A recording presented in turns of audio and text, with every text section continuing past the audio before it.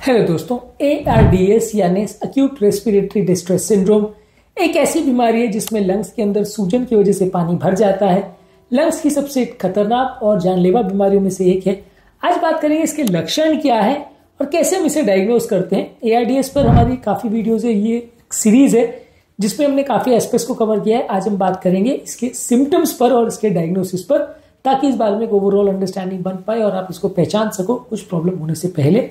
Topic पे जाने से पहले जो लोग हमारे चैनल पर नए हैं उन्हें रिक्वेस्ट करूंगा चैनल को सब्सक्राइब करें, वीडियोस को लाइक करें, शेयर करें, फॉलो करें, कमेंट करें, पूरा देखें। टॉपिक इंपॉर्टेंट है, किसी और चैनल पे नहीं मिलेगा, इसे अंत तक देखिएगा। चलिए शुरू करते हैं।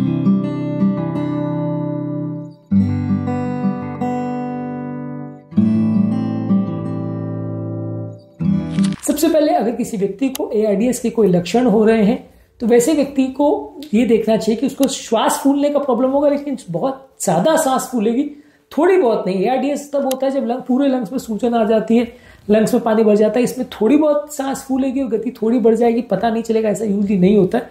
अगर सीवियर ARDS है तो बहुत सांस फूलेगी। हाँ, माइल्ड अगर ARDS है तो उतना ज्यादा ना हो, ऐसा हो सकता है, पर सीवियर में ज्यादातर होगा। इस तरह के पेशेंट बहुत जल्दी सांस लेते हैं, बहुत शैलो ब्रीथिंग करते हैं, बहुत डीप ब्रीथिंग नहीं करते और उनका ब्लड ऑक्सीजन लेवल्स लो हो जाता है, बॉडी नीली पड़ने लग जाती, उनके लिप्स और उनकी एक्सट्रीमिटीज, हाथ पांव नीले पड़ने लग जाते हैं। इसके अलावा फटीग, कमजोरी, सुस्ती का एहसास होगा।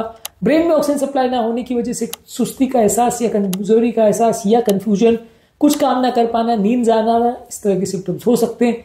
छाती में डिस्कम्फर्ट होगा, हालांकि इस तरह के पेशेंट में छाती में दर्द हो ऐसा जरूरी नहीं है। खांसी होगी ज्यादातर, और खासकर खांसी में कोई झाग आएगा जिसमें कई बार पिंक कलर का झाग आ सकता है जो कि लंग्स में कंजेशन इंडिकेट करेगा।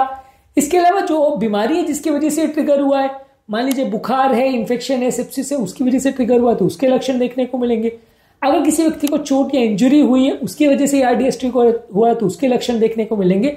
अगर श्वास की नली में थूक चला गया है या कोई चीज एस्पिरेट हो गई है तो वैसे केस में भी ARDS ट्रिगर हो सकता है, तो उसके लक्षण देखने को मिलेंगे। तो बेसिकली ये हुए लक्षण जिसको हम देख सकते, पहचान सकते हैं कि किसी व्यक्ति को ARDS है कि नहीं। अगर बहुत ज्यादा सांस फूल रही है और किसी बीमारी की वजह से फूल रही है तो आप इसको पहचान सकते हैं कि ऑक्सीजन सैचुरेशन कम हो गई और हाइपोक्सिया के सारे साइंस और सिम्टम्स मिलने लग गए, मतलब ये पेशेंट को एक्यूट रेस्पिरेटरी डिस्ट्रेस सिंड्रोम हुआ है, या पहचान सकते हैं। इसके लिए डायग्नोसिस करने के लिए बर्लिन क्राइटेरिया आता है। बर्लिन क्राइटेरिया में बेसिकली 2012 में बर्लिन में एक डेफिनेशन बनाई गई थी ARDS की, जिसके तहत अगर किसी व्यक्ति को कोई ट्रिगरिंग फैक्टर पिछले एक हफ्ते के अंदर हुआ, उसके बाद सांस फूल रही हो, मान लीजिए किसी को एक्सीडेंट हुआ हो, किसी को इन्फ्लेमेशन हुआ हो, किसी को फीवर हुआ, उसके एक हफ्ते के अंदर सांस फूल रही है, तो वो एक क्राइटेरिया है।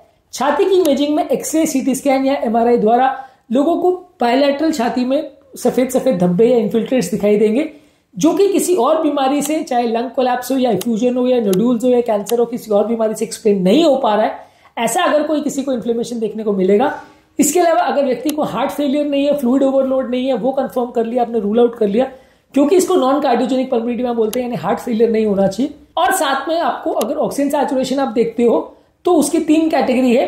पेशेंट का PaO2 वर्सेस FiO2 रेशियो जो है, इसके बारे में हमने एक अलग वीडियो में डिस्कस किया। ये रेशियो जो है 200 से 300 के बीच में अगर आ रहा है और पेशेंट का पीक यानी पीक एक्सपिरेटरी जो प्रेशर है वो 5 सेंटीमीटर से ज्यादा है तो पेशेंट को माइल्ड ARDS बोला जाता है।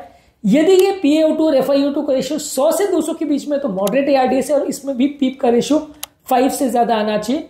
और सीवियर ARDS में ये PaO2 FiO2 का रेशियो 100 से भी कम होता है और इसमें भी पीप 5 सेंटीमीटर ऑफ वाटर से ज्यादा होगा। यानी किसी भी ARDS को क्लासिफाई करने के लिए उसका पीप यानी पीक एंड एक्सपिरेटरी प्रेशर जो है वो 5 सेंटीमीटर ऑफ वाटर से ज्यादा होना जरूरी है।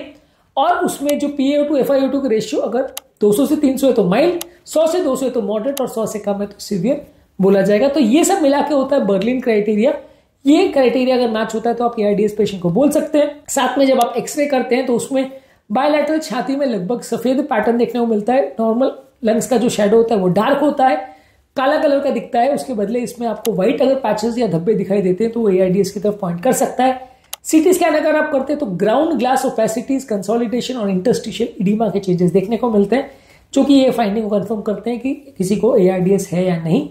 ब्लड टेस्ट में आप आर्टीरियल ब्लड गैस करते हैं, उसमें हाइपोक्सीमिया यानी ऑक्सीजन कम होना और कार्बन डाइऑक्साइड बढ़ना, ऐसे साइंस देख सकते हैं। इसके अलावा आप बायोमार्कर टेस्ट कर सकते हैं, जैसे NT-proBNP जो कि हार्ट फेलियर इंडिकेट करेगा, और D डाइमर जो कि पल्मोनरी एम्बोलिज्म इंडिकेट करेगा। इसके अलावा आप इकोकार्डियोग्राफी करेंगे, ये रूल आउट करने के लिए हार्ट फेलियर नहीं है, दूसरे कारणों को रूल आउट करेंगे और पेशेंट के रिस्क फैक्टर्स जैसे कोई लंग को इंजरी हुआ है, निमोनिया हुआ है, एस्पिरेशन हुआ है, इनहेलेशन कोई टॉक्सिक फ्यूम्स का हुआ है, कोई इंजरी हुआ है, कोई ड्राउनिंग का एक्सपीरियंस हुआ है, पानी में पेशेंट डूब रहा था, इस तरह का कोई एक्सपीरियंस हुआ है, ये सारी चीजों की हिस्ट्री होनी चाहिए। या कोई इनडायरेक्ट कारण जैसे कि इन्फेक्शन, चोट, पैनक्रेटाइटिस या ब्लड ट्रांसफ्यूजन की हिस्ट्री, इनमें से कोई भी एक चीज एटलीस्ट होना चाहिए रिसेंट पास्ट में, तो आप एआरडीएस सस्पेक्ट कर सकते हो। ये एआरडीएस किन कारणों से ट्रिगर होता है उसको डिटेल में हमने अलग वीडियो में डिस्कस किया है, पर इनमें से कोई भी अगर एक कारण अगर मौजूद है, साथ में अगर एक्सरे या सीटी स्कैन या ब्लड टेस्ट से फाइंडिंग कंफर्म हो रही है, तो उसको आप एआरडीएस मान सकते हो।